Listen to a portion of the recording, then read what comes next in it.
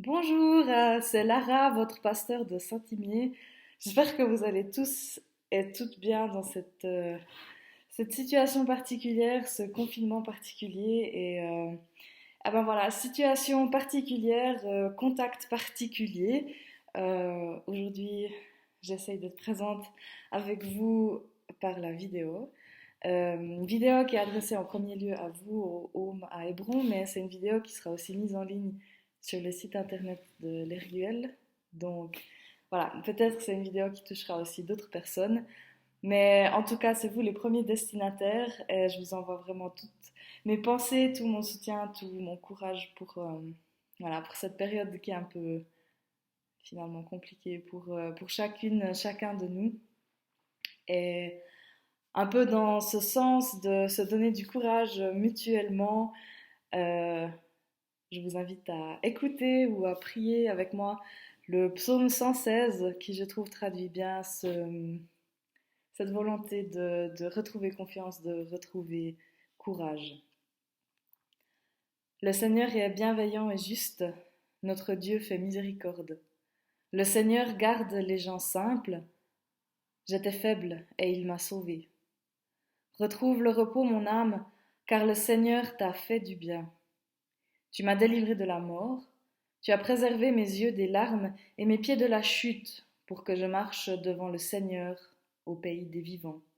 J'ai gardé confiance, même quand je disais, je suis très malheureux. Amen.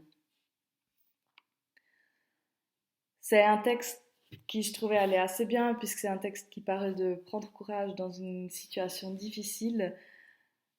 Mais pour la méditation, j'aimerais bien revenir un peu en arrière parce que bien que ce soit important de prendre courage et de se donner du courage mutuellement aussi, ce dont on a tous et toutes besoin, je pense, il y a une étape qu'il ne faut pas sauter, à mon avis, qui est celle de confronter ses émotions, d'accepter ses émotions qui sont provoquées finalement par cette situation particulière et un peu frustrante et limitante.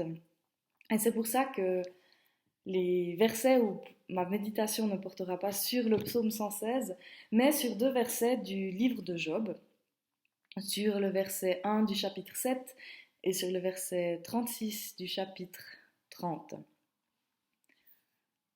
N'est-ce pas un temps de corvée que le mortel vit sur terre, et comme jour de saisonnier que passent ses jours?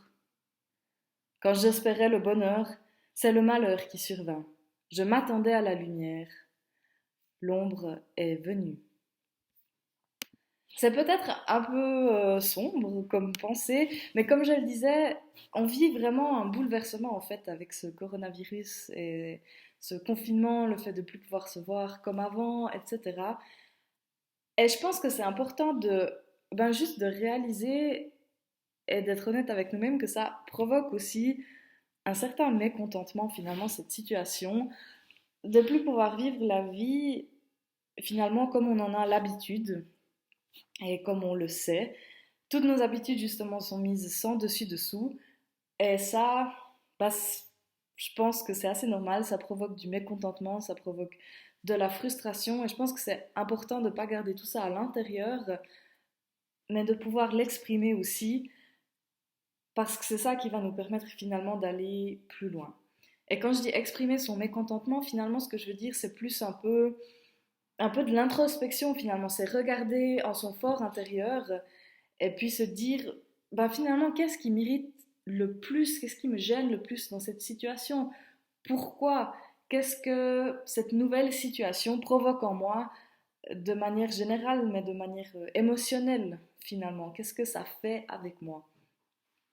Et l'idée là derrière, c'est vraiment de se rendre compte de qu'est-ce qui est là, qu'est-ce qui est à l'intérieur de moi, ben pour pouvoir finalement gérer toutes ces émotions.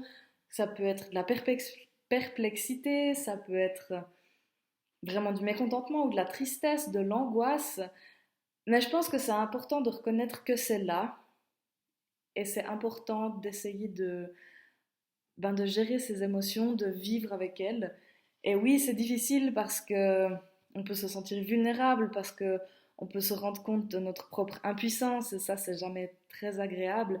Mais je pense que c'est vraiment très important de ne pas sauter cette étape parce que sinon, c'est des émotions lourdes qu'on va porter avec nous tout le temps finalement.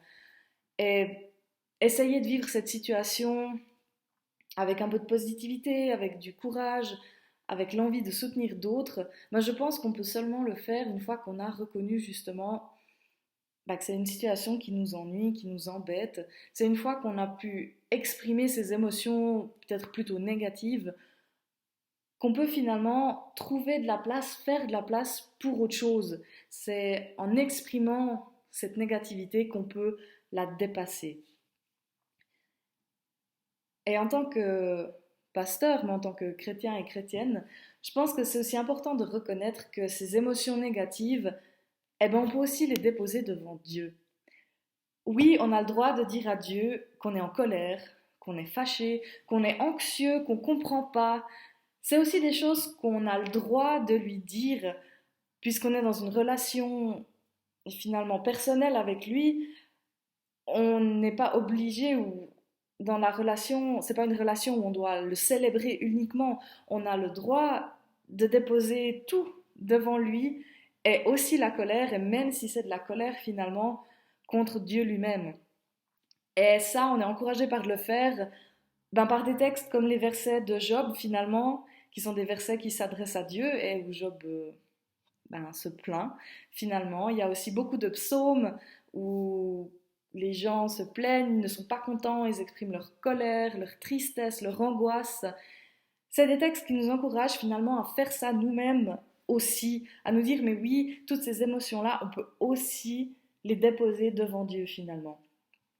Aussi si on est révolté, aussi si on est dépassé, c'est des émotions qu'on a le droit d'exprimer aussi envers Dieu. Et si on ne peut pas ou ne veut pas le faire avec nos propres mots, eh bien on a des textes bibliques qui le font à notre place, où on peut emprunter leur langage, emprunter ces mots pour nous aider à exprimer nos émotions à nous. Alors voilà, peut-être qu'on peut prendre chacun un moment pour essayer justement de voir, de sentir à l'intérieur de nous qu'est-ce que cette situation provoque, comment je me sens, est-ce que je suis plutôt triste, frustrée, angoissée. L'important, je pense que c'est vraiment de reconnaître ce qui est là, pourquoi c'est là, et surtout de ne pas s'en vouloir finalement de ressentir tout ça, de ressentir le fait d'être dépassé par rapport à une situation qui nous échappe complètement et dont on ne sait pas encore du tout quand elle va se terminer. Donc je pense que c'est important de reconnaître quelles émotions sont chez nous et c'est tout autant important de ne pas s'en vouloir, de ressentir ces émotions, finalement de se donner du temps aussi pour gérer ces émotions-là et justement de ne pas sauter cette étape de reconnaissance émotionnelle, si on peut le dire. Et je vous invite pour terminer cette méditation, pour essayer de reconnaître cela, à vous recueillir dans la prière.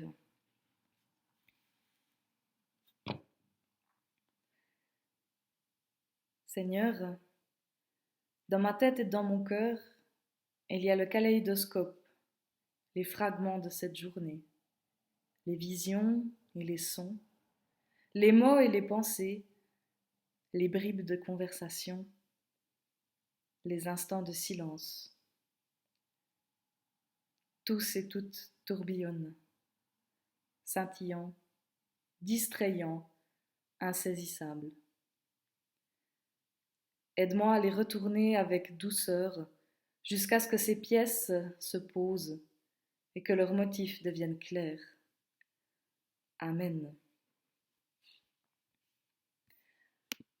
Voilà, ce petit moment de méditation touche déjà peut-être à sa fin. J'espère que voilà, donc ces pensées vous ont aidé, qu'elles vous ont soutenu, que voilà, qu'elles nous permettent finalement d'être en lien. En tout cas, moi je me réjouis, je suis contente d'être en lien avec vous, même si c'est pas en lien direct, même si je sais que vous allez voir finalement cette vidéo que dans quelques jours, parce qu'il y a une pensée un peu bizarre, mais en même temps, voilà, ça me permet de penser à vous finalement, d'être avec vous en pensée et en prière, et voilà. Restez bien chez vous, soyez distants et prudents. Que Dieu, notre Dieu de vie, vous bénisse et vous garde. Prenez soin de vous et à bientôt.